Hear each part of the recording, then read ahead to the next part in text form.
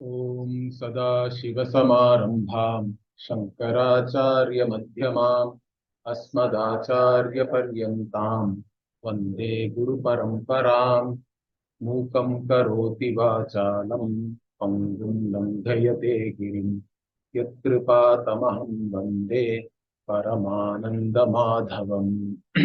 We were looking at the fourth chapter verses. Okay, and okay, we were in Vidricha Labha Santushtaha Dvandvatito Vimatsaraha Samassiddhava Siddhaucha Kritvapina Nibadhyate. That was the verse we saw last. So here the topic is about what is karma, what is vikarma, what is akarma, and how do we understand the nature of karma. So the jnani was presented as the one who understands the nature of karma and one who sees akarma in karma and karma in akarma. So how can one see akarma in karma? Means only by knowing oneself as akarta. Okay, that one can see actionlessness in oneself only by knowing that I am not a karta. But why is it said that you are seeing karma in akarma and akarma in karma? Means because we wrongly take oneself as a karta. So we take oneself wrongly as a karta. Therefore, Bhagavan has to say you have to see akarma in karma. Similarly, wherever there is no kartritvam, there we assign kartritvam. Similarly, where there is kartritvam, there we do not assign it. Correct? Like only the gunas, the dehendriya only are the karta really, but that we do not take as the karta. But really you have to consider the only this deha, this dehendriya, mano, manas, all these things which are there. This sanghata alone is the karta really. So that is the vision which Bhagavan unfolded with reference to karma. And people are all deluded with reference to this. Even most intelligent people do not get this. Kavayopyatra mohitaha, he said that already. And then he gave different lifestyles of the jnanis themselves. So the idea here is it doesn't matter what karma one is doing or how much activity one is doing. All that matters is whether you look upon yourself as a karta or not. So Bhagavan himself presented two types of jnanis here. One is karmani abhipravrittaha, he said. Karmani abhipravrittopi naiva kinchit karoti saha. So even if you are completely engaged in activities totally, you are still not doing anything. That is one type of jnani. Another one is what? Shariram kevalam karma. Another jnani does not do anything. Okay. The other jnani only is taking care of his body. Does not do anything else. Even that he may not even go and get food actively. He may be sitting somewhere. Whoever gives something, he eats and he stays in one place. That is also possible. In fact, if you go to Tiruvannamalai, you can lead a life like that nowadays. You go and sit there under some, even in the Girivala path, there are many shelters, correct? You can go and sit in one shelter. People actually come and distribute food. I see that. So if you really want to be a sadhu like that, you can be. It's not a big deal. You can go and sit somewhere like that. Whatever food you get, you eat. You can sleep there only. And there are nearby some bathrooms, latrines are also available. So you can lead a life there if you want, I'm saying. So jnani can be there like that also. But even that jnani also does not accrue any papa or punya. Both of them do not consider themselves as karta. That is the main point here. So in the same thing, we also saw that the jnani is not going after any karma phala. So whatever comes to that jnani, the jnani is happy. Idricha labha santushtaha. And jnani also is beyond all dvandvas, all these opposites like heat and cold and all that. And such a jnani, even though he does many things, that jnani is not nibadhyate, means not bound by any karma. or anything. And continuing further, such a jnani may also be doing lot of yajna and day to day also may be doing many things for loka sangraha or even just for being an example to others, correct? A jnani may still be a grihastha, means the need not give up the grihastha dharma. You do whatever vihita karma for you, you can still keep doing all that every day, but your vision is totally different. That's what matters. So here, Bhagavan again talks about such a jnani here. Gata sangasya muktasya jnanavasthita chetasaha yajna yacharatah karma samagram praviliyate. So gata sangasya means for whom all sangha means what all attachment is gone. There is no attachment to any karma or karma phala. One who is not craving for anything, correct? So one who is not attached to anything, who is also already muktaha, who is a jivan mukta, one who is already free from all limitations, and also one who is established in this jnana. Bhagavan says, jnana avasthita chetasaha, one whose mind is always having this jnanam, correct? This jnanam is always available to this person, means this jnanam has already transformed this person. The identity of that person is transformed. This jnanam is always available. Jnana avasthita chetasaha means one who is established in this jnanam, that aham akarta. And such a person can still be doing yajna, yajnaya acharataha karma. So this person can still be doing karma. He can do acharanam of a yajna every day. He can be doing agnihotradi karma. Different types of yajna can be done by such a jnani. Even then what? Samagram praviliyate. For this person, all the karma, they will resolve. Means they do not have any effect. They all resolve back into the Atma only. They are all mithya, in fact, really. They do not have any reality. Neither the karma nor the karma phala is going to have any effect on this jnani. That's what Bhagavan says, that here all these karma, whatever he may be performing even every day, different yajnas one may be doing, but all of them will resolve.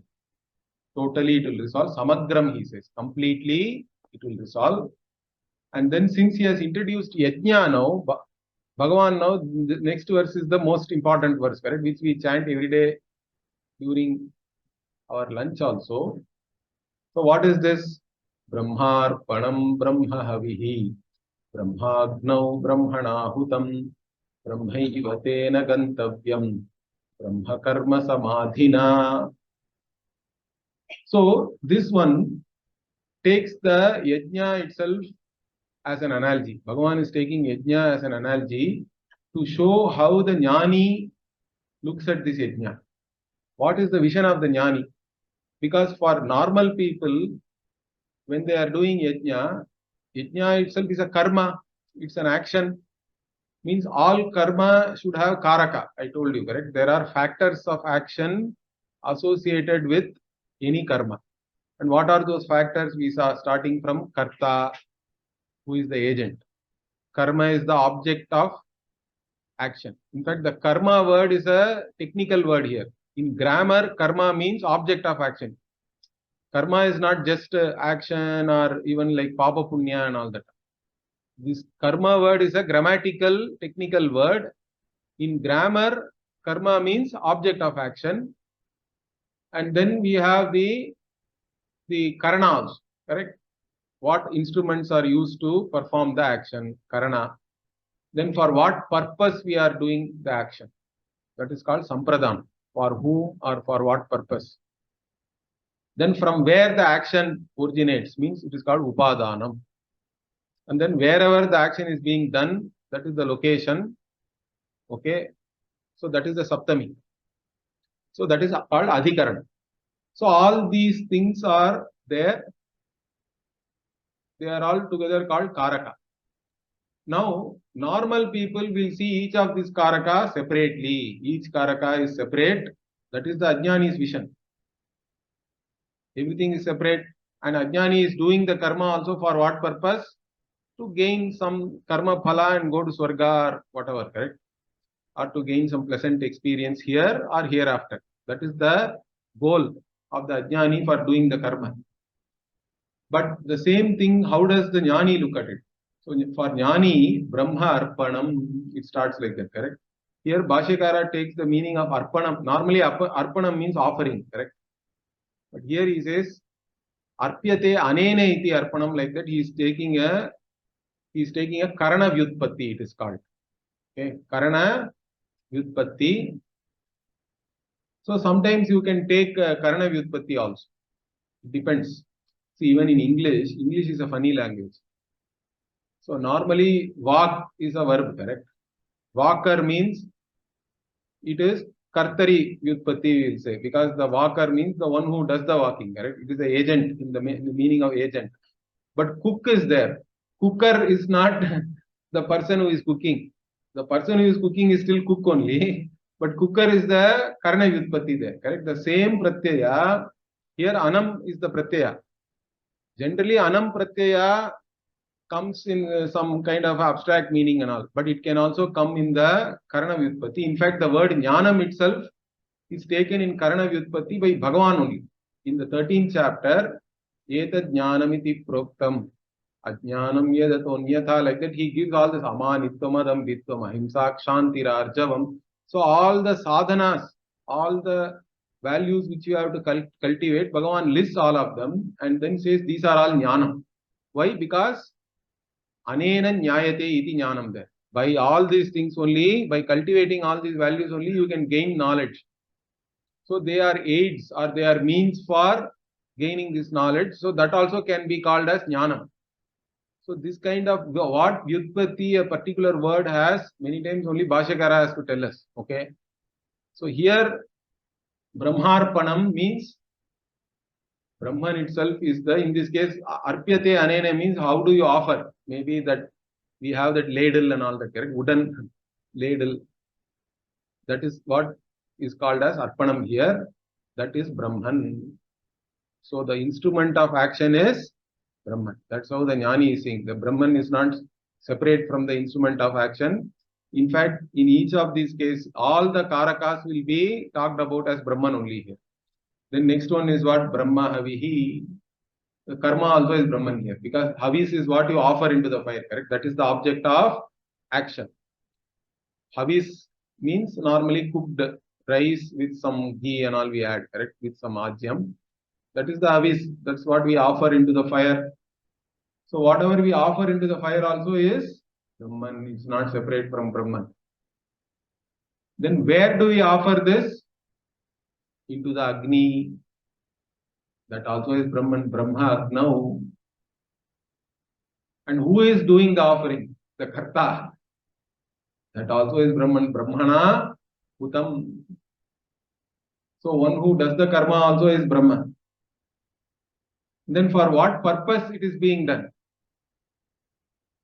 Brahmaiva tena gantavyam. For attaining Brahman alone. The purpose of there is no separate purpose for the yajna like going to Swarga or anything or karma phala. For the Jnani, the purpose also of doing that also is Brahman. It's not separate from Brahman. Everything is Brahman only.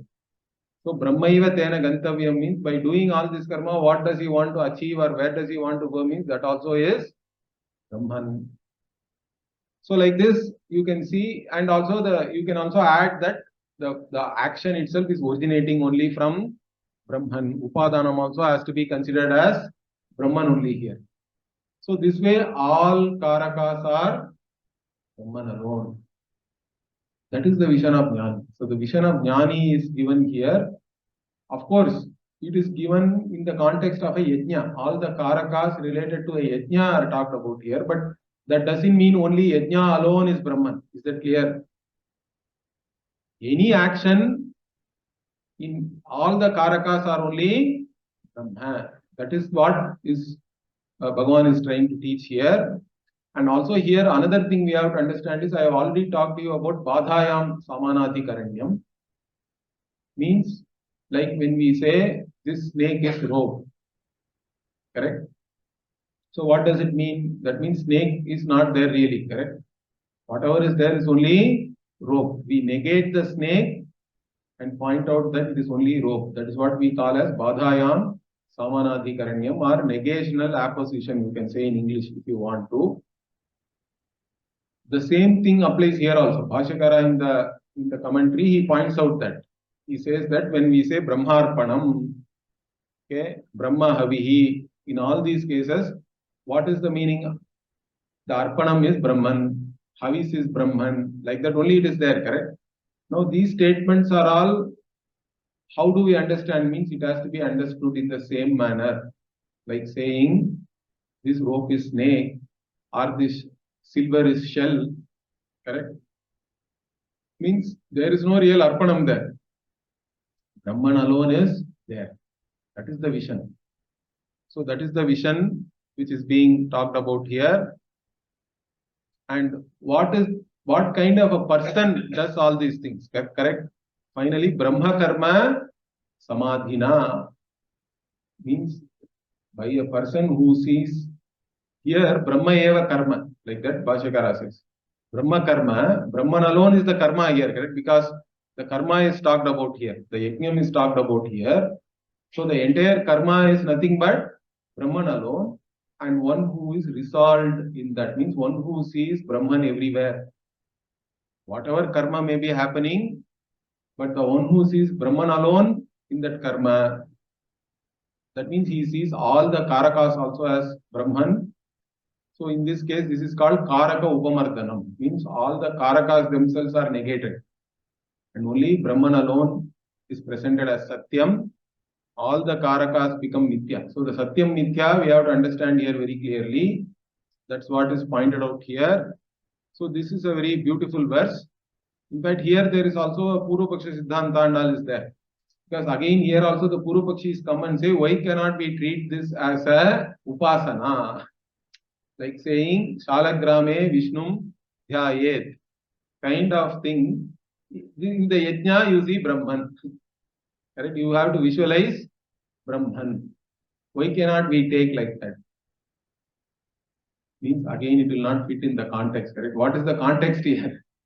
Context is karmani akarmaya pashyet, akarmani cha karmayaha, correct? Tasya kartaram apimam, vidya kartaram avyayam. So it is about seeing Brahman everywhere, or seeing oneself as akarta. That is the context in which the whole thing is being talked about here. So it is not any meditation or any upasana here. It's not just a visualization. It is about the jnanam. It is about the jnana drishti alone is being described here by Bhagavan. It is not that Bhagavan is not saying anywhere that iti upasita. See, another thing you have to understand, even in the Tattvamasi I said, correct, the Purva-Pakshis say that why cannot we take it as a upasana? Wherever upasana is there, it will be like this, mano, brahmeti, upasita, like that. Correct? There will be an iti shabda and there will be a vidhi ling will be there. Vidhi will be there saying, may you do upasana of mind as Brahman. Iti means as. You look upon mind as Brahman. That way you do the upasana. Iti upasita, like that it will be there. But in Tattvamasi and all, nothing like that is there. Simply it is saying Tattvamasi. Similarly, here also, Bhagavan does not say iti upasita or anything. That you do upasana, that yajna is Brahman. It's not like that. He is just making a statement of fact here, and he is trying to describe the jnana drishti. So therefore, this cannot be a upasana. It is how you understand. It is how the jnani sees everything around oneself. So it is the jnani's vision here that is beautifully given by Bhagavan. Then continuing, Daivameva pare yajnam yoginah paryupasate brahmagnava pare yajnam yajnenaivopajuhvati. So that is the next verse. So this verse, again, so some people, how they do all this yajna. That is talked about here. Okay, apare yoginaha. So some yogis, what do? They do only yajna to particular devatas, correct? They are all karma yogis. So karma yogis, how do they do karma? How does the jnani does it? That's what Bhagavan is now contrasting the two. So he is saying apare yoginaha, they only do pari upasate, means here they do perform or they do yajanam.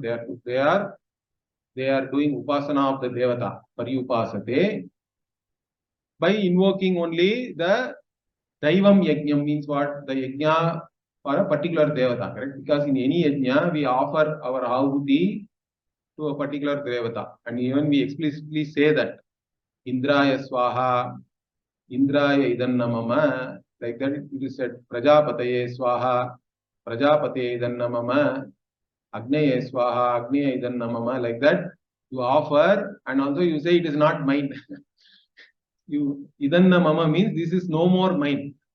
In fact, whenever you do give dakshina to the pandit also, we say that this dakshina I give you, and then you have to say idannamama, this is no more mine. It's not like you give it to him and later on you take it back from him. You cannot take it anymore. You have to explicitly say that this is no more mine. I give it to you means I have given it to you. I have no claims on it anymore. Explicitly we say that. So like that, the karma yogi may still be offering it to the devatas. Okay. But how does the sannyasi or a jnani does it? Means jnanis brahmagnava pare yajnam yajne naivopajuhvati. So jnani or a sannyasi, when they are offering it to only Brahman. There is no separate devata for them. Because if you are still offering it to a devata, correct? That also in the Brihadaranyaka Upanishad there is Avidya Sutram is there. I have told you. So in that Anyaha asau, Anyaha aham, in that manner if you offer, then you are offering it to a devata. It goes to the devata, whatever you are offering. Because the devata is separate from me, I am separate from the devata. That is one vision. But that is the vision of the Ajnani. Then the Upanishad itself says, if you do like that, Nasa Veda, that person does not know. And later on the Upanishad explains that such people are like Devanam Pashuhu, it says. Like even how the cow is working for you, you are all offering all these things to the Devas and Devas are treating you like cows. They will give you whatever you want. We also take care of our cows. It's not that we don't take care. But you are only working for the Devatas. But the jnani is not looking at it like that. For the jnani is only offering it to the Agni or to whomever he offers, it is only to Brahman. Brahmagnava pare yajnam, that's what. So Brahman alone, the fire itself is Brahman, and to whom you are offering also it is Brahman. That is the jnani's vision here. And also yajnenaiva means here the yajnena also Bhashyakara takes it as ahankara by one's. Whatever oneself also is Brahman, because that's what was said even in the previous verse. So you offer yourself in the yajna. Yajnena yajnam juhvati, upajuhvati it is there. Okay, yajnam yajnenaiva upajuhvati is there. So yajnam is taken as the ahankara, and that ahankara also is offered by ahankara itself. Like that, you offer yourself into the fire of Brahman, means you surrender your ego, your ahankara. This also we have already seen, correct? Means you understand that the ahankara is not any separate from Brahman. Ahankara also is Brahman only, and it doesn't have any separate existence of itself. So in that manner, ahankara also resolves into Brahman and becomes a enlightened ahankara then. So that's what. So you surrender the ahankara also you make an offering of your Ahankara itself into the Brahma-Agni, and that's how the Jnanis do this yajnam. Like this, Bhagavan is saying, they offer themselves into the fire of Brahman. That is for Jnani. Ajnanis offer it, do give many different types of offerings, but they are giving it to different devatas. That is the difference here. Then Bhagavan now talks about all kinds of yajnas, whatever is possible, and many of these things can be taken as sadhana for the karma yogi, for the mumukshu. All these types of sadhanas can be done. But finally, Bhagavan will say, amongst all these things, Jnana Yajnam only is the best and all that. That also we will see. So first is what? Shrotra Dinindriyan Anye Sayyamagnishu Jukwati Shabdadin Vishayan Anye Indriyagnishu Jukwati. So again, this is a type of visualization or upasana, you can say. Because what is said here? Shrotradin Indriyani. Anye means some people. Again, some people, others. What do they do? Samyama Agni. Here the Agni is Samyama, means the self-mastery, you can say. Samyama is, some people translate Samyama as control and all that, but our Pujya Swamiji never liked the word control, because he always felt control means it leads to some kind of a suppression and all that, and it becomes a problem. So he always used the word mastery rather than control. So here also, instead of translating this Samyama as self-control, Swamiji always used to translate it as self-mastery. So Samyama Agni, here the Agni is your own self-mastery. Into that Agni, what do you offer? Your organ of hearing, that Shrotradini, the Shrotras themselves, you offer into your your Agni, which is the self-mastery. Okay. And others, what do? They offer Shabdadin Vishayan Anye Indriya Agnishu Jupat. They offer all the Indriya Vishayas to the Indriya. Now again there is a contrast here, correct? So some people offer the Indriya itself into your self-mastery, means they are the yogis. But those who are going after Indriya Vishaya and offering Indriya Vishayas all the time to the Indriyas means they are all bhogis. Correct? That difference you can see here. So there are people who offer the Indriya themselves to their self-mastery, means they are withdrawing their Indriyas. Correct? They have a certain pratyahara. That's what we say. You withdraw from all the external, all the whatever. There is a natural tendency of your Indriya to go and go after the sense objects themselves. That is the natural tendency. But if you go like that, you are an asura. That's what Bhashyakara says. So Deva means you should be able to curb this natural instinct and do whatever the Shastra says. Whether you like it or not, if you do whatever the Shastra says, that is the Deva Vritya. Then you become a Deva. Like that, it is said. In fact, there is an interesting story also about this.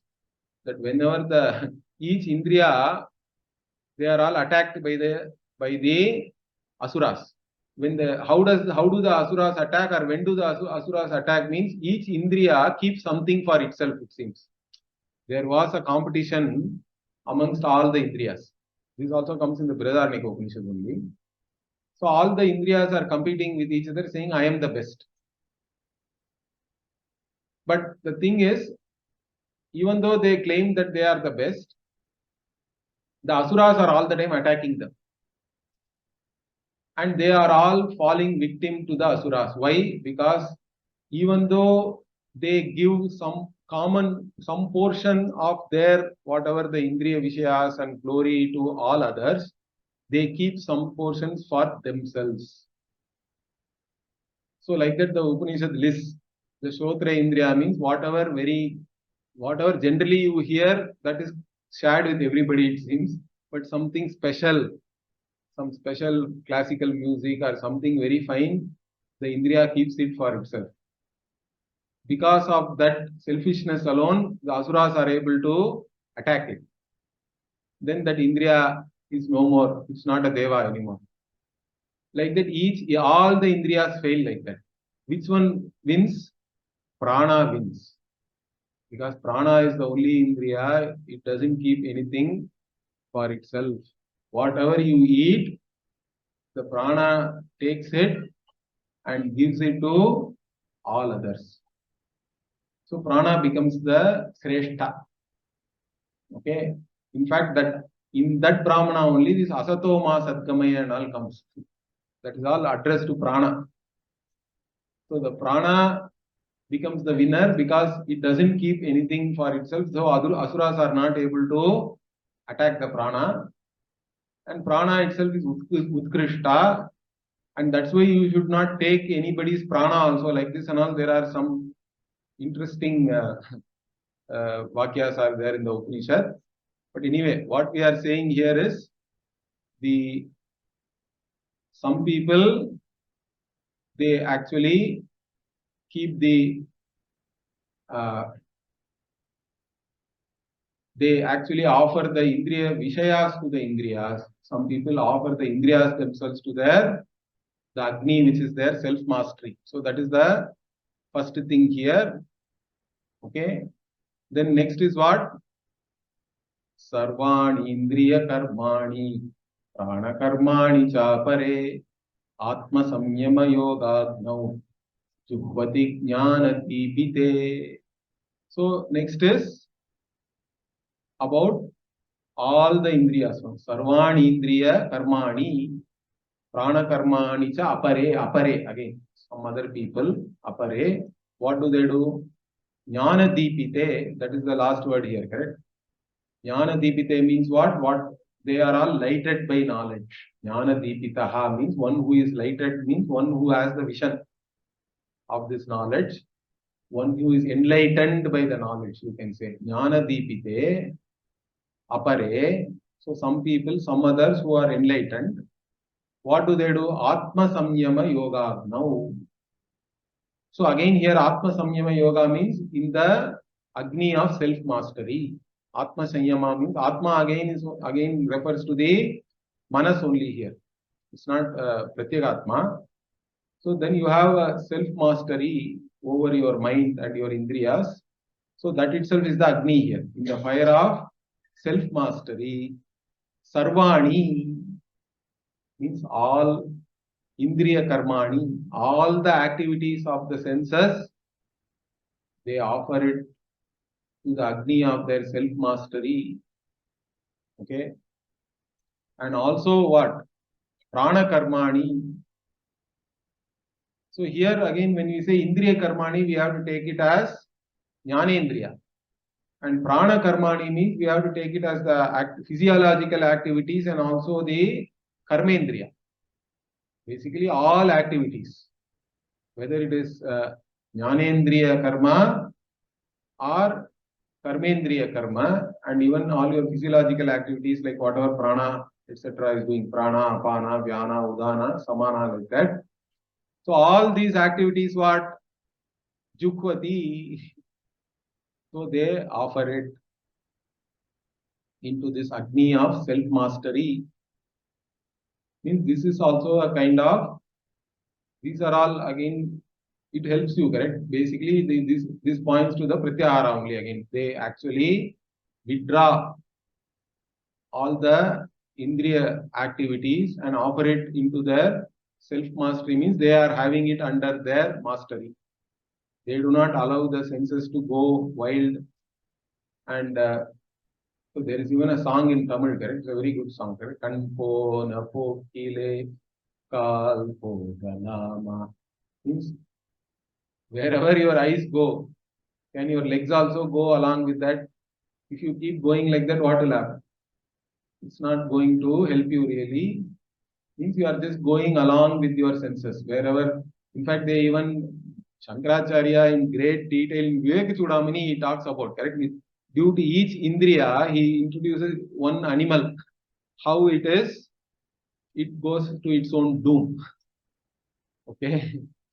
So I think the deer, then bee, then elephant, and some. He gives different examples for due to each indriya, these animals and all, they are actually destroyed.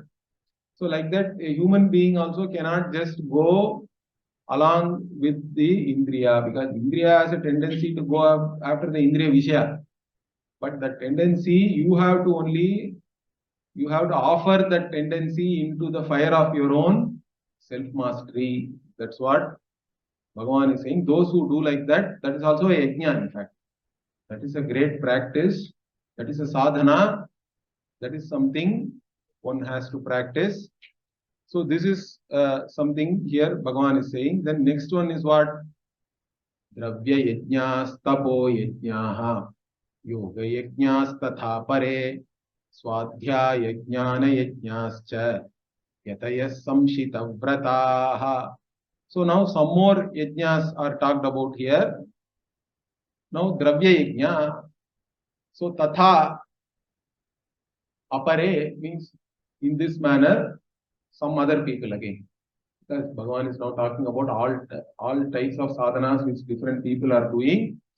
So some more people, what do they do? Tatha apare dravya yajnaha means here they distribute wealth. Dravya yajnam means all this annadanam, correct? And also even during summer, that culture is still there, correct? We have where we have a tanir pandal and all we say. So we have a place where people distribute some drinks and all that, some buttermilk or panakam. All these things we distribute. In fact, this purta karma is there in our culture. Because ishta, purtam, both are always talked about. Ishti means all the yajna and puja and everything which you do. Correct? Those are all for particular devatas. So we have to anyway pray to the devatas on a daily basis for their blessings. No doubt about that. In fact, all of us should do Pancha Maha Yajnam, we say. Pancha Maha Yajna, because nowadays this Varnashrama Dharma Vyavastha is not there. Or even if you talk about it, it's going to be controversial. But one thing which is not controversial is we can still talk about Pancha Maha Yajna. Because this is coming from the Upanishads itself again. The Brihadaranyaka also talks about it. That means we all have different rina. Means we are all indebted to so many different people. Who are all those? First we are indebted to the devas themselves. Because devas, without their blessings, we cannot survive here. Correct? They only have to give us the rain, or even that rain should not be too much or too less. Like that, each and every phenomenon has an Adhisthana Devata. And all those natural phenomena, they have to properly happen. Every seasons have to come, and then only we can also survive here. So we have a rina towards the devas. In fact, Bhagavan also says that in the 3rd chapter. He says that Saha yajñah prajas vishtva purovacha prajapatihi anena prasavishyatvam yena vostushta kamathuk. So the Prajapati, he created all the beings. Along with that, he created yajna also. Saha yajñah prajaha srishtva purovacha means in the olden days, Prajapati told, using this yajna, you fulfill all your desires.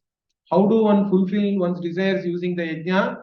Because in the yajna, you offer it to the devas. And if you offer all these offerings to devas, they will also again bless you.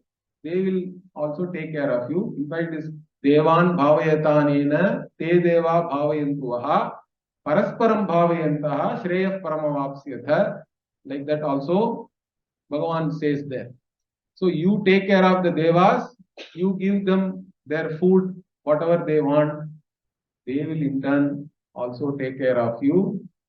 Like this, we have a rina towards the devas. That is the deva rina, means every day deva yajnam you have to do. Whether it is a puja or agnihotra or some kind of an agni karma, deva yajna one has to do daily. Then without our ancestors, we cannot be here. Our very existence itself is because of our ancestors. So we are indebted to our ancestors. So Pitri Yajna also you have to do. In which form you do it is different. Many people, even by just keeping some cooked rice for kaka or crow also is considered to be a Pitri Karma, correct? The bhavana is important, that you are doing something for your Pitris every day is important for us. The actual way in which people do will vary. In North India, you will do in one way. In North India, they will give chapati to the cow, maybe, not rice to the crow. But that also may be considered as Pitri Karma by the people. Is that clear? So the way you do may vary, but these things have to be there. There should be a Deva Yajna every day, Pitri Yajna every day, then Rishi Yajna also. Because we are all indebted to our rishis, because all the knowledge we have today is all from the rishis only, correct? Even we call ourselves Aarsha Vidya. What is the meaning of Aarsha Vidya? Aarsha means Rishehe Idam, that which has come from the rishis. So all the knowledge which we are teaching you now, it has all come from our rishis. All of us have a Gotra and all that, correct? There is a Gotra Pravartaka Rishi is there always. He is the ancestor for all of us. We still have that connection. When you say Abhivadeya also, you always tell all your Gotra Rishis, Traya Rishaya, like that, or Pancha Rishaya also. There are different numbers are there depending on your Gotra and all that. But we always we trace our lineage to a Rishi also, and that means that Rishi has given us the knowledge, means we are indebted. Then how do we fulfill the Rishi Rina? Means by doing Swadhyaya. Because unless you protect that knowledge, you are not honoring the Rishi, correct? You have to gain the knowledge and you have to pass it on also. Swadhyaya and Pravachana, both are important. Even if you are not actively gaining knowledge and propagating it, you may even support, correct? You are supporting a Veda Patashala, Agama Patashala, whatever it is. Either you yourself gain the knowledge and you actively teach, etc., or you support an institution or a Gurukulam or wherever such activities are happening. That also is a Rishi Rina you are taking care of. That is Rishi Yajna. Then Manushya Yajna, because we are all interdependent. As I told you, in Arunachal Pradesh, there can be people who can take care of everything themselves. Even they may be depending upon their, for security and all, it is better always you are in a group, correct? Although they have the capability to survive on their own, we are all social animals, you have to say, we depend on each other. So Manushya Yajna also, we are all indebted to all other human beings. So that's why every day there was a tradition in the villages that they will come outside and say, is there anybody who wants to eat? So first you have to do Atiti Yajna. You have to offer food to somebody, then only you can eat. That culture was there even I think 50 years back and all that. It is there still in some temples and all that. One or two places it is there. But in general, that custom has gone now. Okay. But at least you have to offer something to your fellow human beings. That is the Manushya Yajna. And then Bhuta Yajna. Finally, all the animals and plants and insects and all other beings are also, we are dependent on them. Without them, we cannot live.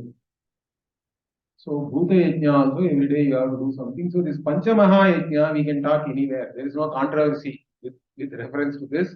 In fact, I go to schools and also talk to children about this. Because this is every Hindu, every Sanatani, for them this Panchamaha Yajna is very important. And we can even introduce some ecological awareness and all that into this, correct? Bhuta Yajna and all that. You can even talk about environment. Whatever is the fad currently, we can link it with that, but make it traditional. Because that is our understanding.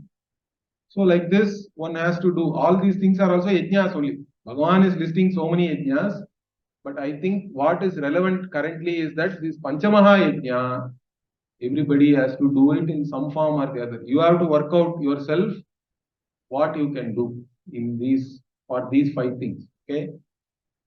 Okay, so we'll finish this verse. So Dravya Yajnaha, so some people distribute wealth. So we came from Ishta and Purti to all this Panchamaha Yajna. But what I am saying is, Purta Karma is very important for us. We have to, Purta Karma means all the social service or whatever work you do for others in the society. It includes things uh, like if there is a lake, means you desilt, correct? The temple tank or lake or even canals. In fact, in those days, the Mahapariva says in his Daivatin Kural that even everybody has to physically take part in such work. Even Brahmanas has to go and dig, means they have to dig. There is nobody is uh, given, they cannot escape from them, correct? So everybody has to take part in such work. That is the community work. Like also building temples, Annachatras.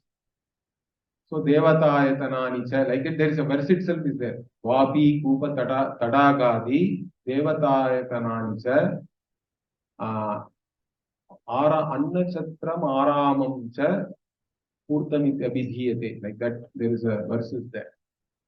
So means you take care of water bodies. Vapi, Kupa, Tadaga are all water bodies. Different pond, lake, wells, common wells. Then Devatayatanani means all the temples. Then Annachatra and Arama means places where, in fact, India is a great culture because we did not have any hotel, restaurant and all that even 100 years back, correct? But people were going from Kashi to Rameshwaram, Rameshwaram to Kashi. Somebody even did one research. They said that every 8 kilometers or something like that, which you can walk in one session, even today you can find the remnants of the Chatras and all that. That means they did it all voluntarily, correct? They did it for the community. Whoever went for Kashi Yatra, they were able to walk up to Kashi, but wherever they stopped, they had a place to stay and they were given food. Like that, the arrangements were there. Otherwise, nobody could have done Kashi Yatra. So that means even without any restaurant, because there is even today, even my grandmother and all used to say, you should never sell cooked food. That was our culture. We never had, in fact, when initially some hotels and all were started, people were against it because they say, how can you sell cooked food? Only uncooked food items you can sell. Once you cook it, it is only anadana, always for us. That was the culture. So if you cook it, means you have to give it as only dhanam. Otherwise, only you can trade in that. But anyway, that also is now gone. So it's not there anymore. But what I am saying is this distribution of wealth means you do it in different ways.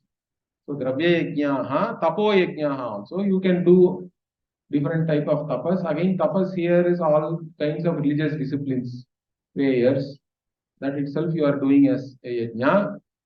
Then Yoga Yajnaha. Here Yoga Yajna can be taken as Ashtanga Yoga or Raja Yoga and all that. That is also a people who practice yoga, Ashtanga Yoga. And Swadhyaya Jnana Yajnascha. And those who do Swadhyaya. That Swadhyaya itself is given as tapas. Even in the Taittiriya Upanishad, Swadhyaya Pravachane Veti Maudgalyaha Tadhi Tapas Tadhi Tapaha. Like that it comes in the Sikshavalli. Swadhyaya and Pravachana itself is tapas. Every day if you do that, that itself has to be taken as a discipline or tapas. So here also Bhagavan listing Swadhyaya itself as a yajna. Means that itself you pursue your knowledge by studying every day. That is there. And then Samshita Vrataha means Samshita Yatayaha. Samshita Vrataha means what? Yatayaha means here Yatna Shilaha, but normally Yati means sannyasi.